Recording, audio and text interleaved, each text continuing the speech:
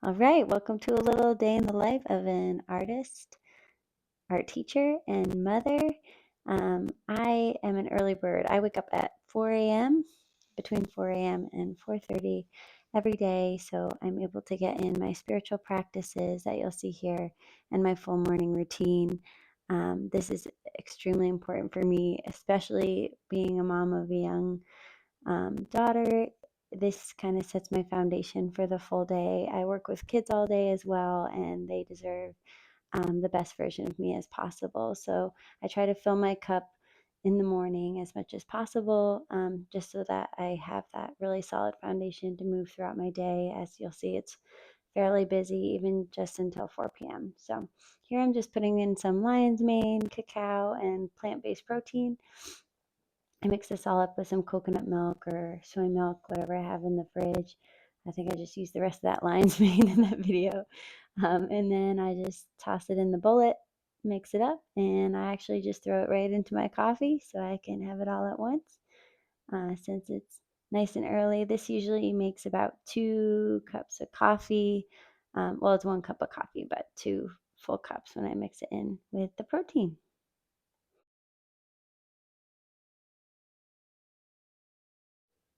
Okay, so after I blend it up, I just kind of throw them both in my cup at the same time. And then I bring it upstairs. I usually put on like a little Abraham Hicks in the morning on my phone to listen to. My cat follows me all through the morning, and I honestly just put on a little face oil and powder. I don't wear a ton of makeup. But yeah, and I bring my cat downstairs to the workout room, or she just follows me really. And usually I do some yoga, Pilates, or I ride my bike. This part is super important, and I do this every day. I have my long gratitude list. I read through the entire thing, just to remind myself of all the things I'm grateful for within my life right now and what I'm working toward, followed by about a half-hour meditation. The is Paleo Santo burning. It's just supposed to rid negative energy. So from there, time to do my mom and stuff. I grab the lunch I packed the night before, and then throw in anything that can't sit in the fridge overnight in order just to like finish up and pack her backpack for the day. Also, because I'm an artist, why not throw in a sweet little picture? My mom used to write me notes in my lunchbox every day, and it made such a difference. So I actually started a little tradition of drawing her a silly little picture. She gets to share with her friends, and she's 4, so she has lunch like right with all her friends, and they laugh at whatever silly pictures I draw for the day. Um, and then I just write her a little note.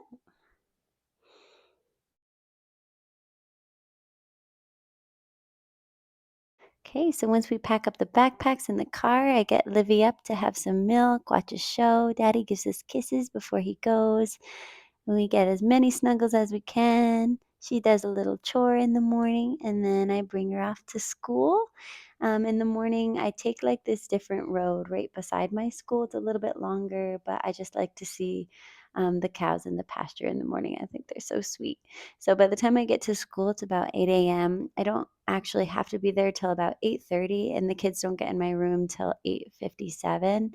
However, because it's a Monday and I've been grading all weekend, I just really wanted to make sure that the room was ready for them. They had all the materials they needed for that first class of the day. I'm hanging up some work examples there that I had done, just to kind of show them the expectation I have for them. And I love doing the projects with them because I enjoy it. I love having a True Touch in my classroom. I usually just use it for having slides, examples, and also pulling up my lesson plans for the day. Since I teach Art 1 and 2, I just make sure I have both those slides ready to go and easy to click. Then it's time to just get their materials ready. I usually cut my 9 by 11s right in half for their sketch and warm up. And then since they're doing a lot of planning today, um, and or little thumbnail sketches for their self-portraits, I will be also cutting some 9 by 11. This is just regular drawing paper. Usually we use the 80 weight nice drawing paper for their actual projects. So I just want to make sure I have a lot of this on hand. I also have a lot of kids that just love to free draw, so I like to have that there and ready for them as well.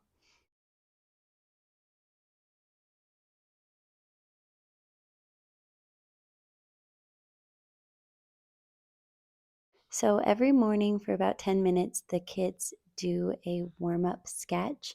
I like to get sketchbook paper ready for them. And so that's what I'm putting out here. This is their half paper and then some pencils. And then I also have bins of their sketchbooks. These tend to get lost as I teach 250 students. And so that's why I just keep blank paper on hand for the kids that can't find their sketchbook, or they have filled it and they just want to grab a little free paper to draw. So on each of their sketchbook page, the kids should be dividing their paper into 6 equal sections. This allows for their 5 drawing days, and then that sixth little square is for their writing prompt of the week.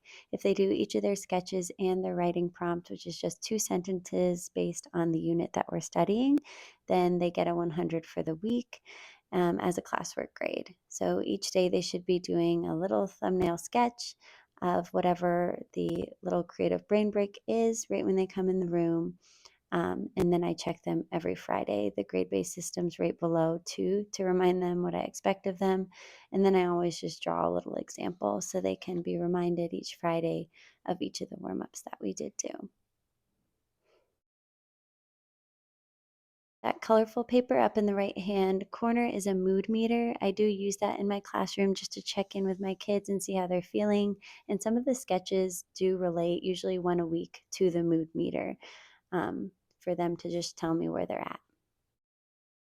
So, because we had a long weekend, I brought home all my kiddos' art bins. These are their turn in bins. They know that whenever they finish a project, they put it right in that turn in bin, and they're actually really easy and light for me just to stack and bring home.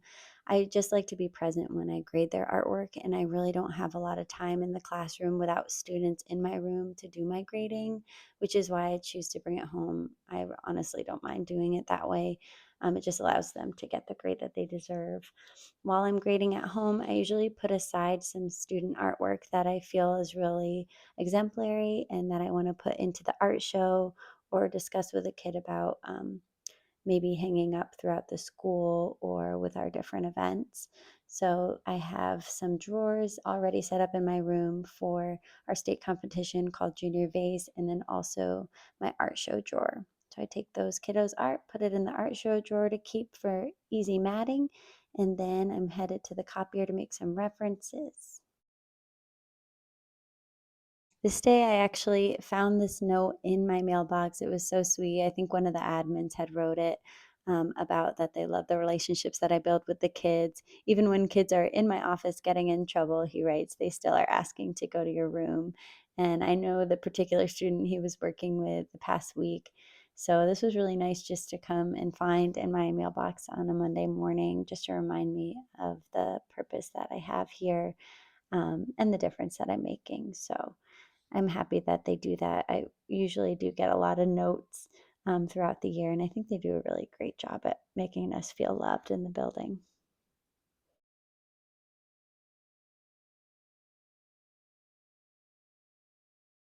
So for my references, I have some facial feature how to draw eyes, mouths, lips, and noses, and putting those in some plastic sleeves just to keep them safe. And my art twos will be using those today. So once those are ready, I put them aside and I have my grade book out. So I put in some grades, and then it is time to teach my first period of the day at about 8:56. The kids were working on texture. So this is just a little texture exercise where they trace their hand and show me some different textures. Second period's my off period. So I actually ran to the post office today. I had some prints to send out, and a commission. It's usually really not busy at this time. So I like to sneak out of school around second period so I can get and send those out. So from 10:45 until 4:30 p.m., I am teaching other than my half-hour lunch that I spend with my coworkers, usually just like laughing and eating. But the kids were just working on their texture drawings in Art 1. And then in Art 2, they were beginning their self portraits. They were doing their practice drawings. Um, from here, I usually teach right till the end of the day, try to get my grades in while they're working, and kind of circle around and see where they're at. At about 4 p.m., it is time for me to pack up, and I usually leave by 4:30. I pick up my daughter and we head home for our evening.